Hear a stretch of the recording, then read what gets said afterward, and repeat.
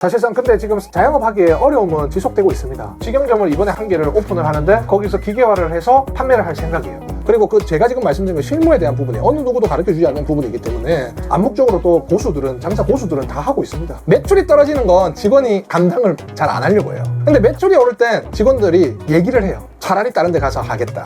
그러면 직원들을 월급을 더 주고 싶으면 사장 마음대로 더 주는 게 아니잖아요. 이거를 다 지켜도 네. 사실상 떠나가는 친구들이 많아요. 이러한 시스템으로 하면은 성장이 되잖아요. 그렇죠. 네. 그 성장을 다시 나는 돈으로 만드는 거예요. 오늘은 원론적인 방법으로 또 진행이 될 겁니다. 뭐냐면은 이 바뀐 생태계 업자에서 조금 더 매장을 기본 교육, 조금 더 매장을 안착화시키고 오래 일을 하게 하고 수익을 조금 더 나가게 하기 위한 그런 요소 중에 하나인 인사관리에 대해서 할 겁니다. 그래서 다시 복습을 하자면 장사는 재료관리, 그 다음에 조리관리, 인사관리, 그 다음에 시설관리, CS관리, 그 다음에 요 밑에는 마케팅관리, 재무관리, 세무관리, 정부지원관리 9개를 분산해서 관리가 들어가야 되고 시스템을 구축화시켜야 됩니다. 이게 뭐냐면 들어오면 팔고 모자라면 시킨다의 개념이 아니라 하나의 작은 회사를 만드는 구조예요. 그래서 이때까지 한 건 재료관리와 조리관리는 좀 상세하게 제가 앞에 영상에 다뤘어요. 네. 그럼 이번에는 인사관리, 재료와 조리 누가 하나요? 인사가 하죠. 네, 사람이 해야죠. 이 인사관리에 대해서 오늘은 좀 알아볼 텐데 인사관리는 여기서도 여러 가지가 있어요. 어떤 것이 있을까요? 일단은 사람을 뽑아야 되죠. 네. 어떻게 뽑을 건가요? 뭐 다양한 그 인원 모집하는 플랫폼 있잖아요. 그렇죠. 이제 보통 알바 천국, 알바몬 지역마다 다릅니다. 뭐 워크넷, 요새는 또 당근 알바도 좀 그거 하는데. 그렇죠. 당근, 벼룩시장, 그다음 오프라인 이렇게 크게 있습니다. 네. 근데 이 사장님들이 뽑는 것도 똑같아요. 이게 수요와 경쟁 그리고 노출도의 싸움인데 이런 것들은 전부 다 회사기 때문에 잘 뽑히려면 돈을 더 많이 쓰게끔 만들어 놨습니다. 그렇기 때문에 뭐 한 3만 원에서 한 10만 원이면 한 달 하거든요. 근데 저는 요거를 특히 알바 천국 같은 경우는 경남 지방은 알바 천국을 많이 쓰거든요. 네. 경기 이상은 알바몬을 많이 써요. 이런데 유료 아이템이 있습니다. 그래서 저는 한 일주일에서 2주 정도 해가지고 네. 한 14만 원씩 일주일에 써요.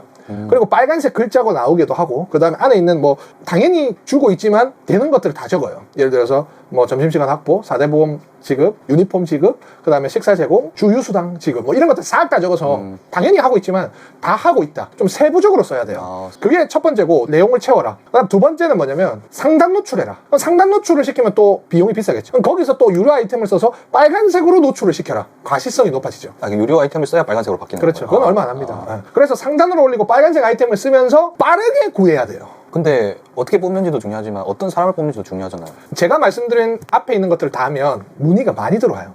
그러면은 이제 3만 원짜리로 한 달을 구인하면 한 일주일에 한 2명, 3명?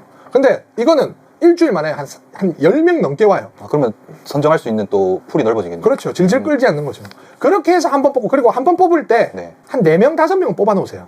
그리고 이제 뽑아놓고 한 명이 만약에 못한다, 갑자기 나갈 수 있지 않습니까? 그러면 예비를 전화해서 바로 올 수 있게끔 또 해야 됩니다. 근데 보통 한 명 뽑으면 됐다, 내려주세요. 이렇게 하거든요. 네, 그러니까 이게 첫 번째, 이게 하나의 꿀팁입니다. 한 명은 선정을 하고 말하겠죠. 일주일간 일단 해보자. 견습으로. 네네. 하고 나서 네가 잘 맞느냐 물어보고, 안 맞는다 하면은 이 친구를 다시 해서 견습을 보내고 그런 식으로 풀어야 됩니다. 조금 비용이 좀 늘어나더라도.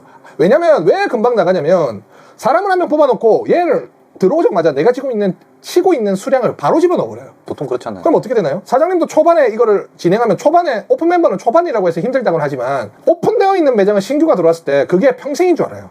내가 적응이 되는 것도 생각하지 않고. 네. 그렇기 때문에 처음에는 이제 한 일주일간, 2주일간은 한 개 일 또는 2개 일을 고정적으로 해서 숙련을 시켜주고 유대감을 쌓고 그 다음부터는 하나하나씩 늘어나간다. 의 개념이 들어가야 되는데 우리 사장님들은 이제 그거를 생각 안 하시고 오면은 바로 치기를 원해. 그러니까 사실 빨리 나가죠. 근데 그 과정 속에서 눈치도 주고 레이저도 좀 쏘고 이렇게 하니까 바쁠 때는 힘들어. 안 바쁠 때는 눈치 봐야 돼. 그렇기 때문에 빨리 나가는 겁니다. 하여튼 그래서 그런 식으로 좀 유치를 좀 하셔라 라는 것이고요. 뽑았어요. 뽑고 나서 뭐 해야죠? 일을 시켜야죠. 일을 시키기 전에 서류부터 합니다. 서류. 고용의 형태. 고용의 형태를 먼저 정해야 됩니다. 1번 일용직이냐, 2번 4대 보험이냐, 정규직입니다. 3번 프리랜서냐. 프리랜서랑 일용직이랑 좀 다른 개념인가요? 그러니까 일용직은 아르바이트예요. 4대 보험을 떼지 않고 2대 보험만 떼죠. 네. 그렇다고 이제 퇴직금이나 주휴수당을 안 주는 것이 아닙니다. 이게 일용직의 규정이 있어요. 이건 나중에 한번 찾아보시면 되는데 일용직의 규정 챗GPT에 쳐보세요. 4대 보험은 말 그대로 그냥 직원이에요. 근로시간과 퇴근시간이 정함이 있어야 되고 그 안에서 사장님들이 오더하는 것을 행하는 것들, 그 대신 월급이 300이면 한 35만 원 정도 떼겠죠. 직원들이 300만 원을 월급을 받고 들어왔는데 265만 원이야. 기분이 안 좋아. 근데 사장님들이 떼먹는 게 아니야. 나라에서 들고 가는 돈은 근데 직원들은 보통 그것을 잘 모릅니다. 4대 보험이 뭔지도 모르고 원천징수가 뭔지도 모르는데 사장님이 인지를 시켜줘야 돼요. 자, 니한테 떼는 4대 보험료 플러스 내가 한 10에서 15만 원을 더 더해서 4대 보험을 내고 있다. 나라에서 이렇게 정한 거다. 라고 해서 그 대신 이거는 퇴직금도 발생하고 주휴수당도 발생하고 3개월 이상이 돼서 5인 미만, 5인 이상 사업자에 따라서 달라집니다. 그래서 제가 이 인사에 관련해서는 솔직히 하루 종일 떠들 수 있어요. 이게 디테일로 빠져나가니까. 네. 그러니까 5인 미만 기준으로 보겠습니다. 5인 미만은 3개월 전에는 통보를 안 해도 자를 수가 있어요. 보통 나라에서 정해놨습니다. 3개월 미만은 90% 월급을 줘도 되고 그리고 당장 해고를 해도 된다. 5인 미만. 5인 이상은 다릅니다. 네. 3개월이 지나면 이 다 똑같습니다. 한 달 전에 통보를 해야 됩니다. 그냥 구두로 하면 안 됩니다. 문자는 서류로. 원래 문서화로 해야 됩니다. 뭐 재정이 나쁘든 뭘 하든 그렇기 때문에 너희가 같이 일을 할 수 없다 라고 해야지. 만약에 하지 않으면 어떤 일이 일어나냐면 나중에 한 달 월급을 그냥 줘야 돼요. 그렇기 때문에 이게 문제가 됩니다. 이제 가장 많이 놓칩니다. 네.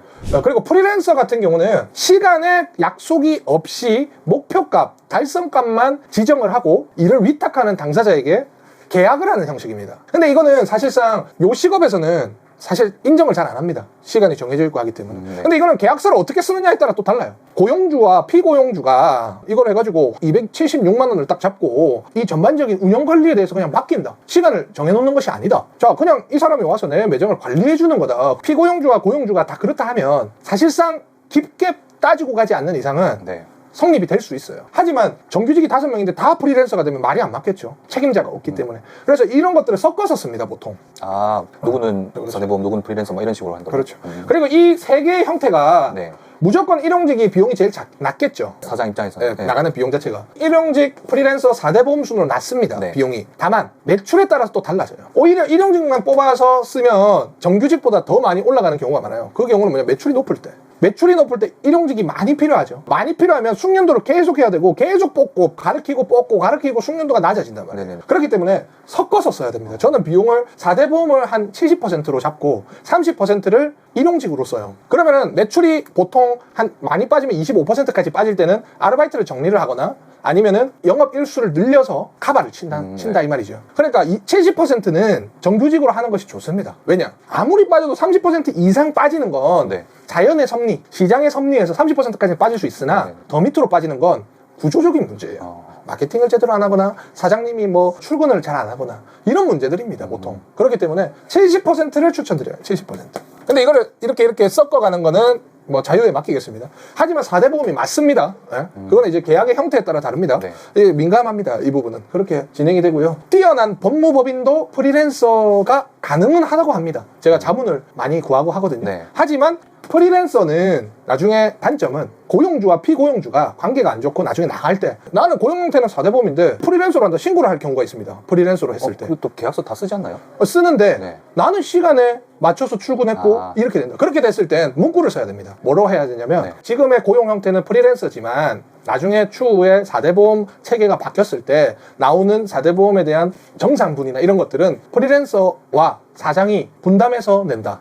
그럼 나중에 그가 고소를 했을 때 나오는 비용이 있지 않습니까? 4대 보험료들 이런 것들 네. 이렇게 중첩돼가지고 네네네. 그럼 어떻게 됩니까? 그거를 나중에 다 내야 됩니까? 그건 아니란 말이죠. 다 써야 됩니다. 프리랜서로 하는 비용이고 4대 보험으로 환산했을 때는 이 금액인데 프리랜서는 이렇다라고. 그건 좀 민감합니다. 그런 사례가 있었나 보네요. 종종 있습니다. 보통 이제 서로 사이좋게 알겠다 하면 되는데 네. 사이가 좋지 않으면 어떠한 관계라도 나중에 문제가 생깁니다. 그래서 사전에 하시고요. 네. 그리고 저는 이렇습니다.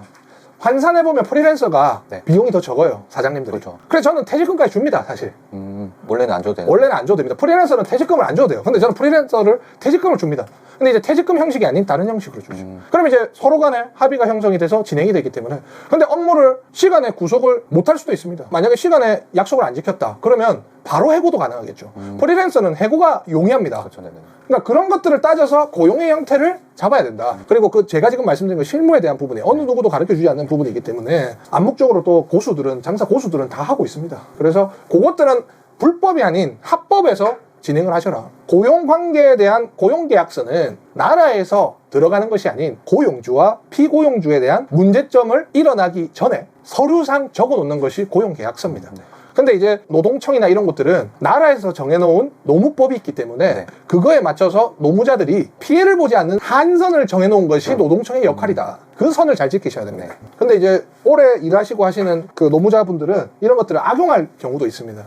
왜냐면 정보가 많기 때문에. 그래서 사장님들은 또 필히 또 공부를 좀 하셔야 일에 집중을 할 수 있어요. 일을 하기 위해서 뽑았는데 그것들을 위해서 에너지를 쓰는 것을 줄이기 위함입니다. 이거는. 그래서 참고해 주시고요.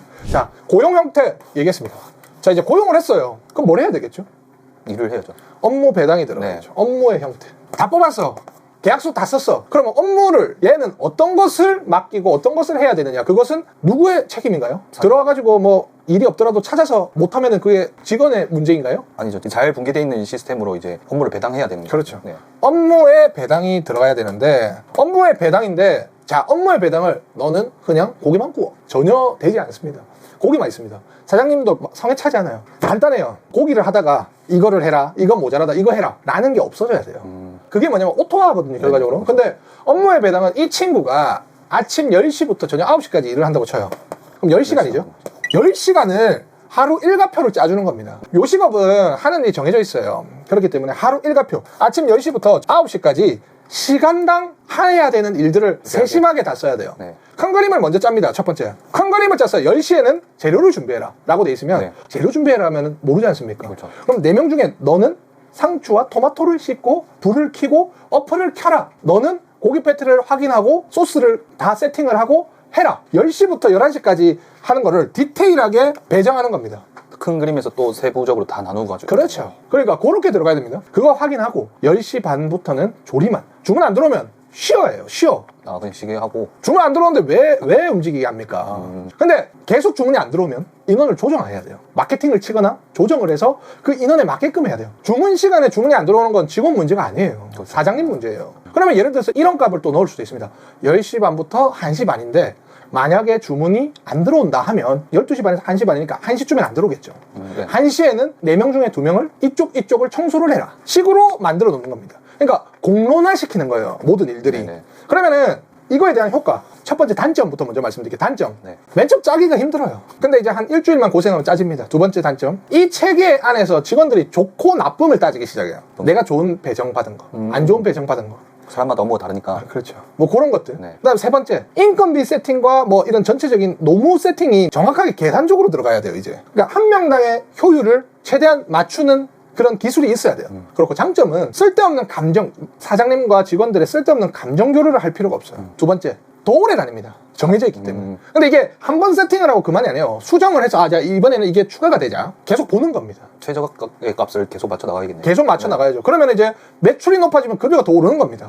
그게 맞게끔 산정을. 그래서 체계적으로 운영할 수 있다. 그러면 이제 급여를 올려주는 기준은 무조건 매출이 올라야만 올려줄 수 있는 거예요? 그거는 이제 네 번째 나옵니다. 근데 이제 사장님이 직접 하는 경우가 있어요. 조리를. 네. 그분들도 노무자입니다. 사장님들이 일하는 것도 노무자예요. 예를 들어 법인에서는 대표자가 주주 배당금도 받지만 내가 일을 하면 나의 월급도 받아요. 똑같은 형태예요. 직접 일을 하는 분들은. 그렇기 때문에 이게 좀 관가하는 분이 있어요. 내가 사장이기 때문에 뭐 시간 날 때 빠진다. 3명 배치해놨는데. 네. 그거는 직원들이 말이 나옵니다. 내가 배치를 하면 내가 더 그 스케줄에 맞춰서 더 만들려 해야 명분이 생겨요. 너는 내가 A로 들어가서 이렇게 돼. 너는 B, C인데 왜 이거를 지키지 않느니? 그렇게 하면 그 친구들은 납득이 됩니다. 근데 네 이렇게 해라 저렇게 해라 하다가 니는 왜 이렇게 하니? 말은 못하겠죠. 지는 이런 말이 나온다는 거죠. 그러면은 명분이 있고 체계가 있고 자기 스스로가 그 규칙을 더 지키려는 노력을 하면서 규칙화를 시키면 나가는 확률이 훨씬 더 줄어듭니다. 또 번외로 네. 한 가지 궁금한 게 있는데 대선 공약 중에 주 4일제가 있잖아요. 혹시 그런 게 만약에 성사가 되면 요식업에는 어떤 영향이 좀 있을까요? 그거랑은 자영업은 상관이 좀 있나요? 거리가 멉니다. 5인 이상은 뭐 8시간 해가지고 주 5일에서 뭐 해야 된다. 네. 그 규정이 다 있습니다. 네. 그거 이상은 뭐 이제 초과 근무로 보고 공휴일은 2배의 수당을 주고 야근은 1.5배의 수당을 준다 이런 게 있는데 그거는 5인 이상이었을 때. 요식업을 하는 분들은 5인 이상이 되지 않습니다. 5인 이상이 되는 곳들은 최소 1억 2천에서 1억 5천 정도가 돼야 되고 5인 이상의 개념을 좀 알려드릴게요. 5인부터 뭔가 확 바뀌나 보네요. 확 바뀝니다. 내가 예를 들어서 월요일은 7명이에요. 네. 화요일은 3명이에요. 주말은 또 8명이에요. 그렇다고 5인 이상이 아닙니다. 예를 들어서 하루가 10시간 근무 중에 네. 단 1시간이라도 5명이 넘어가지 않으면 5명이 넘어가지 않으면 만약에 넘어가면 5인 이상이 하루로 칩니다. 5명이 근무 시간이 1시간이라도 딱 겹치면 네, 맞아요. 아르바이트고 뭐고 다 필요 없어요. 그냥 5명 이상이면. 네네네. 근데 단 사업자 주가 그 사람이 여기 있죠. 네. 그러면 5명이 되죠. 네. 5인 이상일까요? 포함이지 않나요? 아닙니다. 사업자는 근로자를 안 봐요. 그러니까 사업자가 직접 일을 했을 땐 4인까지예요. 그렇게 되니까 그거를 잘 이용하세요. 네. 근데 프로토는 5명이 무조건 5인 이상이에요. 근데 이제 또 원론으로 다시 돌아오면 자, 한 달에 언제 기준으로 얘를 5인 이상 사업자로 볼 것이냐. 30일 나누기 2합니다. 15죠. 1시간이라도 5인 이상이 겹쳐지는 게 16일이 되면 5인 이상 사업자예요. 이해하셨나요? 네. 그렇기 때문에 잘 이용하세요. 월화수목금토일 중에 토일이 매출이 일반적인 상식에서는 많아요. 왜냐? 사람들이 근로를 안 하고 노니까. 주말에 왜 4일 근무제를 하시는 줄 아십니까? 내수 경제를 더 활발히 하기 위해서요. 놀면 돈을 더 써요. 그러면 이제 놀면 돈을 더 쓰기 때문에 기업은 더 잘 될 것이고 소비가 더 일어나니까 그러면은 더 잘 벌면은 다시 4일 일한 걸 돈을 더 준다. 그 개념인 거예요. 근데 30일 중에 22일이 일반 평일이고 네. 8일이 주말이에요. 그러면 이제 8일은 5인 이상을 넘기고 평일은 5인 이상을 넘기지 않는 겁니다. 그렇게 하면 되겠네요. 네, 그 중에 7일을 또 볼 수 있죠. 그러면 4주라 하면 한 주에 한 번 또는 두 번을 네. 5인을 쓸 수 있는 거예요. 그렇게 쓰셔야 됩니다. 근로자들 분들이 이것까지 아는 사람들이 많아요. 저희 체인점에 막 이거 5인 이상 아니냐 뭐 이런 해서 하는 경우가 많죠. 그래서 이렇습니다. 네. 자, 여기까지는 일단 기본이고요. 자, 이제 4번 급여 수준. 급여 수준은요. 이거는 회사마다 다릅니다. 급여라는 것은 회사에서 한 명을 뽑았을 때 계산을 합니다. 한 명을 뽑았을 때 그 이상의 가치를 가지고 오는 사람에 대한 급여 수준을 맞춰요. 예를 들어서 마케팅 업체들은 한 명을 뽑았을 때 160만 원을 잡았을 때 1000만 원을 해야 돼요. 1000만 원의 수익금을 갖고 올 수 있는 수준이 돼야 뽑아요. 네. 근데 이 급여 수준은 음식점 안에서는 고정적인 하는 일들이 있기 때문에 정해져 있어요. 최저시급이라는 게 있죠. 네. 거기서 플러스로 들어가는 겁니다. 10만 원씩. 지금 최저시급이 11시간에서 1시간씩은 10시면 296만 원입니다. 지금은. 네. 그러면은 내가 296만 원을 올리고 뭐 다른 복지 혜택을 집어넣는다거나 아니면 일이 조금 빡세면 10만 원씩 더 집어넣겠죠. 근데 그 수준에서 최저시급 기준으로 진행을 하는데 플러스 10만 원당 올라가요. 보통 309만 원 또는 319만 원이면 뽑혀요. 근데 여기서 퀵이 뭐냐면 이것 또한 분산해놔야 돼요. 분산, 어떤 분산이요? 여기서 점장 있고요. 직급별, 업무별. 저희 같은 경우는 어떻게 하냐면 직급이 점장, 부점장이 있습니다. 네. 업무별로 발주를 하는 친구가 있고요. 위생을 체크하는 친구가 있고요. 고객 컴플레인을 응대하는 친구가 있어요. 그래서 저희 같은 경우는 업무별로 발주를 하면 플러스 20만 원을 줍니다. 한 달에. 그 다음에 위생을 계속적으로 체크하는 사람 10만 원은 그냥 더 줘요. 그래서 이제 위생과가 오거나 뭔가 위생을 문제가 됐을 땐 제가 그 위생 담당자를 뭐라 하죠. 그리고 이제 발주를 잘못하면 발주 담당자는 제가 뭐라 합니다. 네. 그렇기 때문에 이것을 나눠야 돼요. 그러니까 그 나머지 애들은 급여 수준이 똑같다. 일을 더 많이 하기 때문에 업무에 대한 수당이 붙는 거죠. 그러니까 저는 어떻게 하냐면 저는 인건비를 16%를 잡습니다. 매출의 16%. 네. 그래서 7,500 하면 16%를 잡는데 9,500이 됐어요. 네. 그러면은 형평성이 있을까요? 그거 제가 물어보고 싶은 것도 그런 거예요. 그거였죠. 네. 자, 이거 어쩔 수 없어요. 매출이 떨어질 땐 사장님 책임이에요. 매출이 오르는 것도 사장님 책임이죠. 매출이 떨어지는 건 직원이 감당을 잘 안 하려고 해요. 근데 매출이 오를 땐 직원들이 얘기를 해요. 뭘 한단 말이죠. 차라리 다른 데 가서 하겠다. 원래 그거는 어쩔 수 없어요. 당연히 내가 딴 데서 1시간 일하는데 업무가 많으면 당연히 불만이 생기겠죠. 그렇죠. 저희 같은 경우는 어떻게 하냐면 업무별 금액을 따로 나누고 직급별 금액을 예를 들어서 내가 1,000만 원이 나왔어요. 네. 그럼 16%를 잡아요. 160만 원이죠. 근데 이번 달 1억이 나왔어요. 네. 쉽게. 그럼 1,600이죠. 네. 그럼 1,600 빼기 160을 합니다. 140을 직원들한테 줘요. 사장님 안 가지고요? 나는 어차피 나도 가지죠. 그럼 나에 대한 할당금도 나와야 돼. 나도 일을 하잖아. 네, 그렇죠. 관리를. 네. 오토라도 나를 300을 잡는단 말이죠. 그러면은 예를 들어서 1000에서 160이고 1억이면 1600이죠. 네. 그러면은 1450만 원 나오죠. 그럼 직원이 5명이다. 그럼 5명을 나눠요. 사장님이 들어가면 6명이겠죠. 네. 그러면 6명을 나눠서 배정하는 거예요. 인센티브죠. 그렇게 들어가야 돼요. 7천만 원 했을 때 16%가 나왔는데 8,500이 나왔어. 그러면 나머지 그 비용은 줘야 돼. 근데 보통 안 그렇잖아요. 그러니까 다 자주 나가는 겁니다. 그 대신 나에 대한 배정도 들어가야겠죠. 이 배정은 사장님 마음이에요. 그건 그래요. 예를 들어서 1,000만 원을 나눠야 돼. 그럼 점장은 30%를 줘. 부점장은 15%를 줘. 네. 나머지는 5%를 줘. 나는 뭐 30%를 줘. 이런 식으로. 그러니까 100을 맞춰요. 네네네. 그러면 어떻게 됩니까? 직원들이 올라가고 싶어 하죠. 네, 올라가고 싶고 더 하려고 하죠. 사장님들한테 더 잘 보이려 하죠. 근데 이런 거 없이 그냥 하는 것들은 사장님을 피하려 하죠. 그리고 좀 더 일을 안 하려고 하죠. 편하게 하려고. 편하게 하려고. 왜냐? 받는 돈이 똑같잖아. 그리고 내가 직급 상관없잖아. 그죠? 그렇기 때문에 업무별, 직무별이 나눠져야 된다. 근데 직무별 300만에 320이 들어가잖아요. 발주 비용으로. 담당 그것 또한 업무가 다 같이 16%에 들어가야 된다. 추가로 지급하는 것조차 그 16%에 포함이 돼야 된다. 그렇죠. 근데 이게 사실상 직원들은 더 좋아요. 나도 좋아. 중장기적으로 보면. 한 2개월, 3개월 이렇게 하면 사장님들이 그냥 그래 위로해주면서 할 수는 있는데 이게 1년이 되면 못합니다. 다 가버려요. 항상 여기를 걷겠구나. 그래서 이 시스템은 어차피 내가 1억을 하면 16%만 난 나가면 돼. 나는 이 업체의 고정 수익을 나는 그냥 들고 가면 돼. 에 대한 개념이거든요. 그러면 직원들을 월급을 만약에 더 주고 너무 잘해서 더 주고 싶으면 매출을 그냥 더 올려야 되는 거예요? 사장 마음대로 더 주는 게 아니잖아요. 이거는 매출이라는 이제 데이터 값이 나오기 때문에 그러면 여기서 이제 뭐라 할 수도 있어. 니는 점장인데 내가 배정을 해서 30%를 더 주고 하는데 니 뭐 하는데? 니 하는 거 보고 해봐. 그런 식으로 들어가면 얘기할 말도 있단 말이에요. 근데 이제 안 되면 사장님들이 어차피 손해를 보니까 그거는 애들이 눈치를 봐요. 그리고 더 열심히 하려고 자기가 더 이렇게 하려고 하는 거죠. 그 대신 체크는 해야 됩니다. 왜냐면 특히 요식업은 일이 누적이 돼요. 처음에는 괜찮은데 일이 계속 누적돼요. 피로도가 누적으로 쌓여요. 그러면 매출이 200이 나왔든 160이 나왔든 힘든 거는 계속 더 힘들어져. 그러면은 결과적으로 데이터 값으로 싸워야 되고 그리고 거기에 맞춰서 사람을 줄일 때도 지금 매출이 이렇다. 인건비 이 정도 나와야 되는데 지금 이게 안 나온다. 이러면은 나중에 이 시스템은 돌아가지 않는다. 인원 줄여야 된다. 그러면 그들도 그거에 맞춰서 계산을 해서 협상이 가능한 거죠. 이까지가 거의 대부분이에요. 최저시급, 직급의 업무별. 지각을 한다. 뭐를 한다. 그냥 있는 최저시급은 깎을 수 없습니다. 그렇죠. 인센티브에서 다 깎아야 돼요. 아니면은 뭐 징계, 감봉 처리 이런 식으로. 아시겠나요? 대기업들도 최저시급 이상에서 감봉을 쳐요. 근데 사장님들은 최저시급에서 감봉 치는 건 안 됩니다. 그거는 불법 아닙니다. 불법입니다. 어떻게든 줘야 됩니다. 그 대신 근로계약서에 3회 이상 했을 때는 그거를 한다. 그리고 책임에 대한 소재, 책임을 물어서 손실금에 대한 배상을 한다. 그거는 가능합니다. 담당자를 했고 그들이 손실을 일으켰으면 배상을 하는 거는 최저시급이랑 위반이 아니에요. 그래서 그런 식으로 좀 하셔라. 또 인사 다섯 번째는 뭐냐면 이거를 다 지켜도 사실상 떠나가는 친구들이 많아요. 저는 같이 일하는 친구가 평생 같이 일을 하고 싶어서 계속 고민을 하고 돈 많이 주면 되겠죠. 근데 고민을 하지만 회사도 계속 유지하면서 돈을 버는 구조를 같이 연구를 계속 한단 말이죠. 그래서 이런 것들을 하면서 피로도를 줄이면서 업무를 더 개선시키는 방법인데 마지막에 하나 남았습니다. 어떤 거죠? 사람은 한 곳에 계속 있으면 돈을 많이 받던 업무가 편해지던 똑같아요. 똑같이 현타가 오고 못하겠다 나오는 거죠. 그러면 사장님들의 역할은 뭐냐면 업무를 변화를 자꾸 줘야 되는 확장성.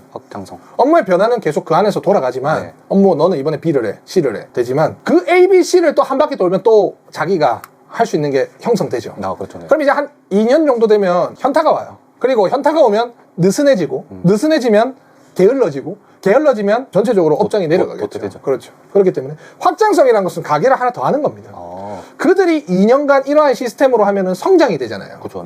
그 성장을 다시 나는 돈으로 만드는 거예요. 그러면 이들은 또 확장성이 들어가기 때문에 어떻게 됩니까? 새로운 환경. 그리고 거기서 플러스 뭐 급여가 조금 더 올라가겠죠. 그죠? 그러면 뭐 하나 더 차렸을 때 자, 네 하나 매장을 같이 운영을 해라. 그 대신 네 급여를 할 테니까 급여 수준을 맞추고 근로시간을 좀 줄이자. 뭐 이런 식으로 하면은 두 개를 그들이 하고 나도 관리가 되니까 관리 체계가 형성되는 거죠. 그러면은 밑에 있는 직원들은 계속 거기에 올라가려고 하는 계단을 만들어주는 것이 핵심입니다. 필수적으로 좀 필요한 부분이겠네요. 좀 성장을 하다 보면. 다 필요한데요. 이게 다 필요해야 계속 갑니다. 그리고 뭐 술 한잔 먹고 더 해주고 이거는 일시적이에요. 그렇죠. 보통 이게 3개월의 법칙. 3개월 뒤에 현타 옵니다. 왜냐? 숙련도는 3개월이 되면 어느 정도 끝이 나요. 그럼 계속 이거 해봐라 저거 해봐라 하면서 되겠죠. 1년째 되면 현타 한 번 옵니다. 3개월, 1년. 그 다음에 2년. 2년 잡히면 계속 가요. 계속 가요. 웬만하면 계속 가나요? 보통 1년 6개월일 수도 있어요. 다시 말하면 3개월, 6개월, 1년, 1년 반 이상은 계속 가요. 체계가 다 그 안에 많은 것들이 있는 겁니다. 그래서 확장성이 중요하다. 사장님들은 요것들이 다 되고 나머지는 뭐냐? 업무의 형태에서 사장님이 이 한 매장을 완성시키기에 하나하나씩 분산하면서 집어넣으면 그 담당자가 하는 일들이 조금씩 늘어나겠죠. 하지만 숙련도가 조금씩 늘어나기 때문에 어떻게 되나요? 성장하죠. 근데 이제 매출이 여기서 또 떨어질 수도 있고 올라갈 수도 있죠. 떨어질 때는 크게 걱정 안 해요. 인원을 그냥 배치하거나 마케팅을 치면 되니까. 근데 이제 급격하게 오를 때는 이들이 업무별 인센티브로 견디지만 한시적이에요. 길어봤자 3개월이에요. 근데 그들이 또 하려면 병이 날 수도 있어요. 그렇기 때문에 보통 이제 3개월 뒤에는 또 협의를 해서 아르바이트를 한 명 뽑자. 예를 들어서 한 35만 원 하루가 올라갔다. 그러면 보통 60만 원에 한 명을 잡아 놓습니다. 숙련자는 65. 그럼 60만 원당 한 명이면 30일이면 1,800만 원이 올라요. 정규직을 한 명 넣었을 땐 1,800만 원 매출이 나와야 돼요. 네. 근데 0.5를 집어넣으면 얼마죠? 900만 원. 900만 원이 올라야 되는 거죠. 그럼 900만 원 나누기 30이면 30만 원. 30만 원이죠. 내 매출이 하루에 100만 원 하던 게 160이 평균값으로 나오는 경우는 네. 진짜로 드물어요. 마케팅도 단계적으로 치면서 올려나가기 네네. 때문에. 그렇기 때문에 30만 원은 올라갈 수도 있어. 마케팅 하나 넣었을 때 하루 평균이 30씩은 올라갈 수 있어. 네네. 60이 갑자기 오르는 거는 이거는 뭐 혁신이야, 혁신. 다른 뭔가를 방법을 잘 찾았거나 네. 그때는 바로 정규직을 투입해야 됩니다. 그러니까 내가 직원을 언제 고용을 더 해야 되는지에 대한 부분이에요. 그래서 하루 매출이 100만 원 하던 게 130이 꾸준하게 계속 130 이상 떨어지는 곳이 없다. 그러면 아르바이트 한 명 넣어주면 됩니다. 네. 60만 원 이상 계속 친다. 그러면 어떻게 돼야죠? 정규직을. 정규직을 하나 집어넣는다. 오케이? 그럼 그 사이 구간 때는 인센티브로 이제 기존 인원들을 버텨준다. 그렇게 하고. 그렇죠. 네. 그리고 이제 그 아르바이트와 정규직의 비율은 7대3으로 맞춘다. 이해하셨나요? 네. 왜냐면 7대3이라는 비율은 비수기도 안 꺾이는 매출이에요. 네. 비수기 때 보통 30% 많이 떨어지면 많이 떨어져요. 네. 나머지 30% 이상 떨어지는 것은 무엇이죠? 사장님이 전반적인 시스템 문제다. 구조가 조금. 구조, 마케팅 체크, 음식 나가는 거 체크, 이런 것들의 문제입니다. 네, 그래서 요것들만 조금 제가 사실상 좀 이해하기 편하게 5가지를 제가 조금 만들어 놨습니다. 네. 만들어 놨고 복수 매장을 열 수 있는 시스템이에요. 네. 한 개를 열면 또 그 시스템으로 2개가 열고 2개가 열 때 한 개를 안착화시킬 때보다 한 60% 편해져요.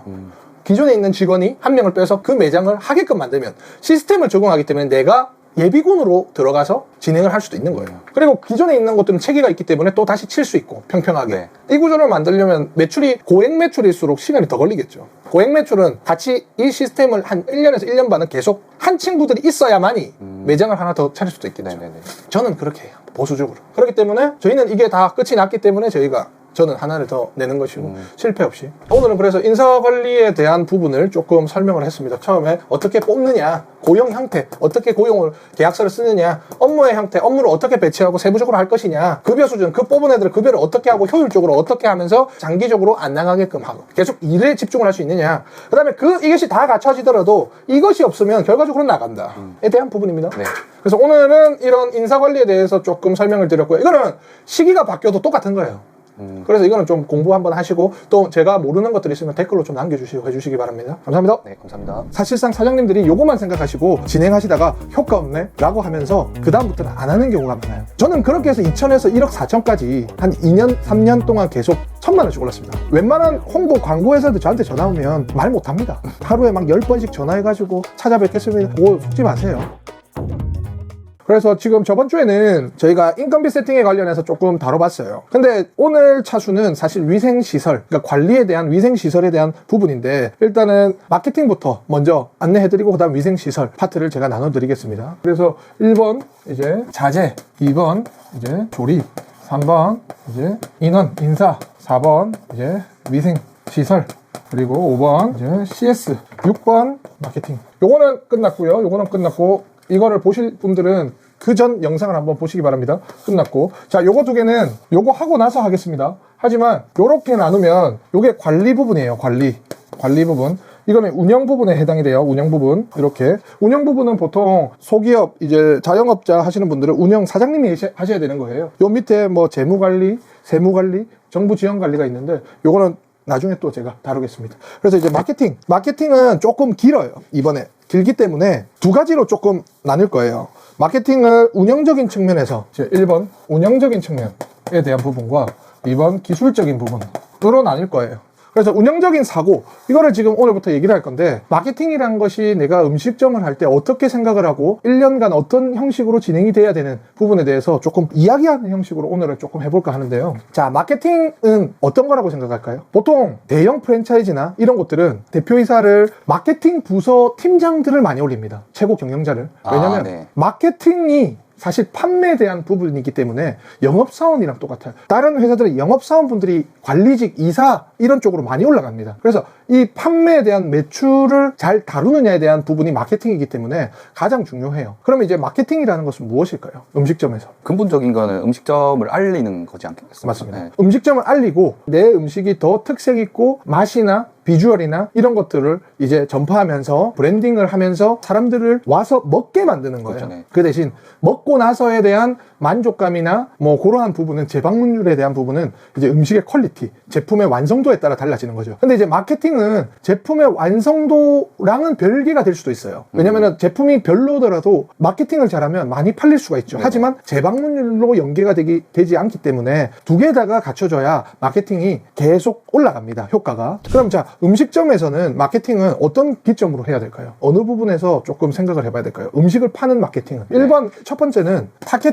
타켓이라고 하는 것은 무엇이냐면 이 음식을 누가 많이 먹느냐. 그리고 연령층은 어떠하냐, 가장 선호하는 직업들은 무엇이냐가 중요해요. 왜냐면 마케팅을 할 때는 세부적으로 다 나뉜단 말이에요. 네네. 그래서 뭐 햄버거 같은 경우는 금액대에 따라 다르지만 수제버거 같은 경우는 직장인들 그리고 경제활동을 하시는 분들이 특히 수요가 높습니다. 네. 예, 스트레스도 많이 받는 직종. 그래서 이제 타켓이 일단은 중요해요. 두 번째는 뭐냐면 제품 어필 포인트.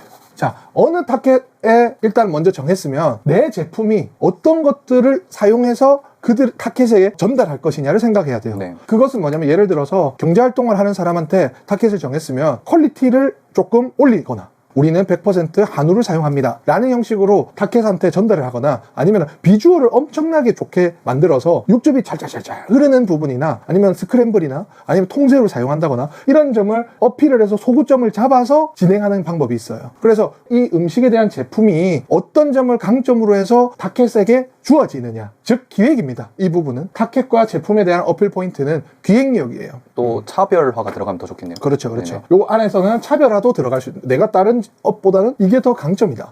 그러니까 즉 기획이에요. 기획에 대한 부분이죠, 크게. 그 다음에 뭐 세부적으로는 이제 이벤트를 뭘 한다거나 예를 들어서 뭐 오전에 주문하시는 분들은 치킨 너겟을 3조각을 주겠다. 뭐 이런 이벤트들로 인해서 들어가는 경우도 있습니다. 근데 이 마케팅이라는 것은 기획이 들어가는 것만 끝이 나는 경우가 많아요. 보통 자영업 하시는 분들은 아, 내가 이게 안 팔리네, 손님이 없네, 내가 15,000원짜리를 10,000원에 해서 뭐 30%를 할인을 해볼까 까지만 해요. 그러면 15,000원짜리를 10,000원짜리로 팔아서 싸게 좀 하면은 먹겠지까지만 생각을 하신 거거든요. 네. 그러면 이건 기획만 하는 거예요. 이제 기획을 했으면 여기서부터는 이제 배포가 들어가야 돼요. 배포라는 것은 예를 들어서 내가 15,000원짜리를 5,000원에 팔겠다라는 게 정해져 있잖아요. 네. 그리고 아파트에 뭐 한 3만 세대 이제 돌리겠다는 배포예요. 전단지를 활용해서 배포를 할 것이냐, 타켓수 뭐 3만 건 할 것이냐, 오프라인으로 할 것이냐, 온라인으로 할 것이냐. 네. 나중에 제가 처음에 했을 때 일단은 전체적인 마케팅에 대한 부분을 설명하고 두 번째는 이제 기술적인 부분을 설명한다고 했는데 이러한 부분이에요. 세부적으로 배포는 어떤 것이 있고 그 다음에 뭐 온라인이랑 오프라인이랑 배포하는 채널이 또 다르고 네. 이런 부분이죠. 그래서 이 배포까지 연결이 돼야 됩니다. 그러니까 이 배포가 많이 될수록 네이버의 상단으로 올라가고 조회수가 많으면 그게 또 전파가 되고 하기 때문에 사장님들은 여기서 끝나는 것이 아니라 여기까지 들어가야 돼요. 그러니까 요거만 해서는 사실상 사장님들이 요거만 생각하시고 진행하시다가 효과 없네 라고 하면서 그 다음부터는 안 하는 경우가 많아요. 그거는 효과가 없네. 그래서 요거 두 개를 같이 세트바리로 생각하지 않으면 절대 효과가 없습니다. 그래서 요거는 일단은 많은 사람들에게 이제 배포시키는 것, 요거는 많은 사람들에게 배포시켰지만 그 배포를 조회수를 더 높이고 이용을 할 수 있게끔 하는, 구미가 당겨지는 요소들을 집어넣는 것들이 기획이에요. 그러면 그냥 기획만 해서도 안 되고 또 그냥 배포만 해서도 안 되겠네요. 그렇죠. 배포만 해서는 효과가 있긴 하겠지만 돈이 낭비가 많이죠. ROI, 효율성, 이제 전환. 요거만 해서는 배포가 안 되기 때문에 제작비만 듭니다. 그렇기 때문에 예산을 잡을 때는 요거만 잡는 것이 아니라 요거 두 개 같이 해서 예산을 잡아야 돼요. 100만 원 예산을 잡으면 30, 70 배포가 더 중요합니다. 기획은 머리로 하는 거예요. 네. 뭐 예를 들어서 연예인을 쓰실 건 아니잖아요. 네네. 네, 그렇기 때문에 요 부분에 대한 부분입니다. 자, 그러면은 마케팅도 방법은 있잖아요. 그러면은 언제 마케팅을 해야 되느냐 라는 생각이 들잖아요. 네. 보통 사람들은 하다가 떨어지면은 하고 떨어지면 하고 하죠. 네. 근데 매출의 규모가 크고 규모가 클수록 정해져 있어요. 마케팅을 기획하고 배포할 시기가 정해져 있어요. 네. 그래서 1월부터 12월까지 진행이 되죠. 저희 같은 경우는 2개월에 한 번씩 끊어서 신메뉴를 촬영을 해서 만들어서 인스타나 유튜브나 뭐 틱톡에 배포를 합니다. 구미가 당기게 해서. 근데 자영업 하시는 분들은 인스타에 노출을 시키거나 당근에 노출시키거나 음식을 신메뉴를 만들어서 하거나 아니면 뭐 다른 기획 이벤트 그런 식으로 해가지고 하셔야 되는데, 중요한 건 시기를 꼭 맞춰서 중복값이 형성되게 해줘야 매출이 점진적으로 늘어납니다. 요게 뭐냐면 여기서 매달 1개월씩 마케팅의 비용을 분산해서 매출의 일정 퍼센트를 잡아서 매달 올려가야 돼요. 이제 매출이 1,000만 원이었어요. 그럼 내가 마케팅 비용을 한 달에 2에서 3%를 써요. 그럼 1,000만 원에 2에서 3% 쓰면은 1,200이 되겠죠. 네. 그럼 1,200이 2에서 3%또 올라가겠죠. 그러면서 이제 단계적으로 내 마케팅을 누적해 나가야 됩니다. 누적해 나가면 매출이 올라갈수록 마케팅 비용이 늘어날 거예요. 네, 그렇죠. 그러면 점차적으로 매출이 증대가 될 겁니다. 매출이. 근데 그거를 시기별로 나누란 말이에요. 시기별로. 예를 들어 매달 인스타 업로드를 한다고 해서 매출이 1,000만 원이면 2%면 20만 원을 쓴다고 해요. 네. 그럼 20만 원 가지고 인스타를 올렸어. 네. 근데 내가 1,000만 원에 1,200만 원이 됐어. 네. 그럼 먹혀든 겁니다. 그러면은 1,200에서 다시 2%, 3%를 하면 얼마죠? 또 예산이 늘어날까요? 네. 몇만 원? 네. 그거는 인스타그램을 놔두고 다른 걸 또 테스트를 해야 돼요. 당근. 또는 네이버 플레이스 아니면 뭐 인스타그램, 먹스타그램 하면서 내 모수들이 마케팅을 진행하는 모수들이 점차적으로 많아지고 투자하는 예산이 커질수록 규모가 커져요. 근데 여기서 관가될 거는 이게 효과가 없는데, 효과가 없는다는 것은 매출이 증대를 하지 않는다는 것입니다. 네. 효과가 없으면 바꿔야 돼요. 근데 여기서 효과 없으면 그냥 마케팅 안 해버린다고요. 네, 20만 원을 무조건 쓰는 게 중요해요. 20만 원 무조건 써서 매출이 1,000에서 1,200이 만드는 게 핵심이에요. 1,200이 만들어졌다? 그러면 다시 1,200에서 2에서 3%를 쓰는 겁니다. 그럼 얼마죠? 보통 20만 원이었다가 뭐 한 27만 원 정도가 된다면 7만 원은 또 다른 걸 해야 돼요. 그러면은 두 번째 달이 2천만 원을 했어요. 20만 원을 태워서 예를 네, 들어서 네. 여기에서 이제 40만 원에 대한 내용이 나오잖아요. 네. 그럼 20만 원은 효과를 받잖아. 네. 그럼 다시 20만 원은 다른 거를 해야 돼요. 다른 그럼 또 여기서 2,000에서 2,500이 된다고. 네. 그럼 뭐 이제 댓글이 뻔합니다. 저거 뭐 이제 이론상은 된다. 자, 보세요. 여기서 이까지 20만 원을 써서 이까지 올리는데 쉽지 않습니다. 한 달 만에 되는 게 아니에요. 2달, 3달, 4달 됐을 때 20만 원을 써서 달성을 하면 누적값이 일단 생긴다는 거예요. 근데 그거를 한 달하고 안 하시잖아요. 보통. 저는 그렇게 해서 2천에서 1억 4천까지 한 2년, 3년 동안 계속 1,000만 원씩 올랐습니다. 매출이 2천, 3천, 4천, 5천, 6천, 7천, 8천에서 1년 한 6개월 지났을 때 한 1억 2천 찍고 이제 내려왔어요. 저는 한 7천에서 9천 수준으로. 네. 1억이 넘어가 버리니 좀 이제 인원적인 부분이 5인 이상 사업자가 되더라고요. 그러면 결과적으로 손해거든요. 그래서 저는 그 모수값을 한 7천에서 9천 사이로 잡았단 말이죠. 네네. 그래서 요거를 해서 하기 때문에 이제 이게 나중에 누적이 되지 않습니까? 네네. 그러니까 2년, 3년, 4년이 지나도 고액 매출을 유지한다는 것은 그게 잘 먹히는 게 아니에요. 왜냐? 경쟁자가 생겼다가 트렌드가 바뀌었다가 뭐 이런 것들이 많을 수 있는데 매장은 가만히 있으면 무조건 떨어져요. 100% 무조건 떨어져요. 무조건. 예, 근데 요 모수들이 계속 소재를 바꿔가면서 누적값이 형성이 되면 잘 안 죽습니다. 떨어지긴 하되 조금 방어가 된다는 거예요. 딴 사람들 40% 떨어질 때 저희는 20% 또는 기존 매출을 유지할 수 있어요. 딴 사람들 10% 오를 때 우리는 30% 올라요. 어쩔 수 없이 흐름이 있잖아요. 네네네. 그렇기 때문에 핵심은 내가 3천만 원을 하고 있다. 그러면은 저는 2에서 5%를 추천합니다. 근데 2에서 5%도 나중에 기술적인 부분에서 할 건데 온라인과 오프라인이 별도로 나뉘어야 돼요. 배민이 2천 하면 2천에서 2에서 5%, 쿠팡에서 2에서 5% 매출, 한 달 매출에서 오프라인은 오프라인에서 2에서 5%를 나뉘어서 개별적으로 산발적으로 관리가 들어가야 각각이 올라갈 수 있습니다. 그러니까 온라인에서 발생하는 매출의 2에서 5%는 온라인에 쓰고, 그렇죠. 오프라인에서 발생한 매출의 2에서 5%는 오프라인에 쓴다. 당연하죠. 고객층이 다르잖아요. 전체로 통틀어서 하는 게 아니고 그렇죠. 그렇게 개별적으로. 그러면 여기서 각각 연쇄작용이 일어나요. 그리고 타겟이 달라요. 당근, 그렇군요. 네이버 플레이스, 인스타그램은 찾아오는 플랫폼이에요. 네네네.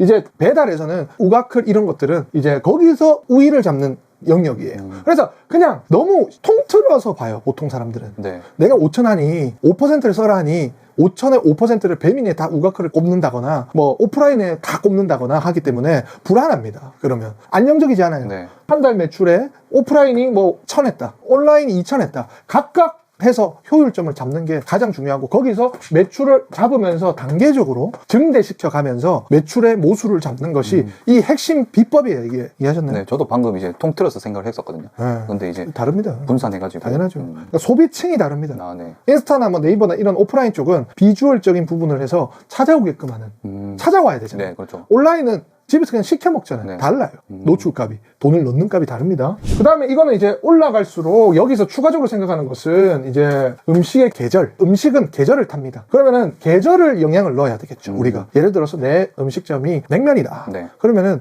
다 2에서 5%를 넣는 것이 아니라 2에서 5, 2에서 5, 2에서 5를 아껴가지고 피크 계절에 몰빵하는 경우도 있어요. 더 극대화시키는 거죠. 그렇죠. 네. 냉면을 먹지 않는 시기에 냉면을 광고를 하면 올라가겠죠. 하지만 효율이 떨어지겠죠. 그렇죠. 예, 그럼 냉면 말고 다른 뭐 갈비탕을 이제 겨울에 홍보를 잡고 예산을 편성해야 되겠죠. 저희 같은 경우는 이제 뭐 봄바람이 불거나 가을바람이 불 때는 이제 오프라인권으로 다시 들어갑니다. 그 다음에 이제 지금 이제 더워지죠. 네. 이제 슬슬 시켜 먹을 때가 많아지죠. 그때는 또 온라인 쪽으로 예산을 또 투자를 해요. 그래서 핵심은 매달 2에서 5%를 쓰되 계절적인 부분, 내 음식에 맞는 계절적인 부분과 온라인, 오프라인을 분개해 가서 진행을 하되 온라인에서 2%를 했다면 오프라인에서 가을 같은 경우는 날씨가 좋기 때문에 밖에서 사 먹잖아요. 네. 그러면 오프라인은 5%를 잡고 온라인 2%를 잡는 경우가 있어요. 둘 다 5%를 잡으면 좋긴 하겠죠. 네. 근데 효율값을 정확하게 나와야 된다는 거죠. 그러니까 생각을 많이 해야 됩니다. 네. 아, 이게 효과가 좋느니 마케팅은 해야 됩니다. 마케팅은 뭐죠? 모수 잡는다. 이게 아니에요. 생각을 얘기해드리는 거예요. 매출이 1,000만 원 했다가 갑자기 5천만 원 할 수 없잖아요. 갑자기는 안 되죠. 있어요. 하는 게 뭐냐면 생생정보통이나 생활의 달인 막 나와서 네이버 플레이스 지수가 갑자기 100위에서 3위로 올라가 버리면 갑자기 막 1억씩 찍어버려요. 근데 그런 가게가 감당을 할 수 있나요? 갑자기 그렇게 오면? 뭐 감당하시는 분들도 있어요. 근데 이제 그렇게 돼버리면 감당을 못하기 때문에 벨로네에서 그 매장이 점차적으로 잊혀지는 겁니다. 그러니까 달인, 생활의 달인으로 해서 갑자기 1억으로 오르면 계속 가야 되잖아요. 그렇죠. 뭐 소위 말해 오픈빨이라고는 하는데 계속 가야 되는데 계속 가지 못하는 이유, 그것은 생활의 달인이라는 마케팅을 일시적으로만 작용이 됐기 때문이에요. 생활의 달인이 매달 그것을 언급해주면 1억이 계속 됩니다. 그게 저 개념인 거네요. 그게 이 개념이에요. 결과적으로. 이게 기업들이 다 쓰는 방법이에요. 기업들이 마케팅 부서가 왜 있겠어요? 예산을 왜 편제를 하겠어요? 이번 예산은 1억이니 1억 안에서 잘 해봐라 라는 게 왜 있겠습니까? 근데 그게 자영업할 때는 더 필요한 사업체니까. 이해하셨나요? 네. 그렇게 하시면은 마케팅 비용을 효율적으로 할 수 있어요. 왜냐면 내가 자영업 하다 보면 전화가 옵니다. 뭐 이거 해보시죠. 130만 원에 1000만 원을 올려드릴게요. 사기 아닙니까? 130만 원에 1000만 원 안 올려주면 어떻게 할 겁니까? 그럼 보증각서를 써라고 하세요. 그런 부분은. 내가 트럭을 타서 트럭 운전사한테 몸을 맡기는 것이 아니라 사업주는 트럭 핸들대를 잡아야 되죠. 그러려면 기술이 필요해요. 네. 기술이. 내가 이것이 맞느냐 아니냐. 웬만한 홍보 광고회사들 저한테 전화 오면 말 못합니다. 왜냐면 제가 다 깨치꺼치 물어보고 뭐 보장 상품이니 해드릴게요. 하루에 막 10번씩 전화해가지고 찾아뵙겠습니다. 이거는 영업사원입니다. 그리고 잘하는 곳들은 전화를 하지 않습니다. 이제 너무 일이 많기 때문에 전화 피하를 하지 않아요. 그거 속지 마세요. 저희 왔다 보고도 계속 오픈하면 전화하시는 분이 있는데 하지 마세요. 일단 그렇고요. 요 개념은 이해가 가나요? 네. 생각보다 좀 많이 전문적이고 많이 분석적으로 조금 접근을 해야겠네요. 이게 뭐 주식으로 따지면 매매 기법 같은 겁니다. 네네. 예. 근데 이제 기법을 내가 일단 머릿속에 탑재를 하고 이제 기술적인 부분을 말을 할 거예요. 네. 그럼 기술적인 부분은 다음 편에 얘기를 할 거니까 그 부분은 이제 이 전체적인 광고 마케팅의 흐름을 체크를 해서 이용을 하면 어디든 잘 될 수 있어요. 어디든. 오늘은 이제 광고, 그러니까 소위 말해 광고하면 되지 라고 생각을 많이 막 얘기하는데 그 광고에 대해서 어떻게 하느냐, 어떤 관점을 가지고 이걸 진행을 해야 되느냐에 대해서 오늘 얘기한 거예요. 네. 그리고 다음에는 그 광고의 관점을 가지고 이 기술들로 분배하는 거예요. 2에서 5%를. 그걸 할 겁니다. 네. 오늘은 여기까지 하고요. 다음 편은 아마 한 1000만 원짜리 강의라서 뭐 조회수가 좀 나왔으면 좋겠습니다. 일단은 그렇게 마무리를 짓고요. 다음 영상에서 뵙겠습니다. 네, 감사합니다. 네.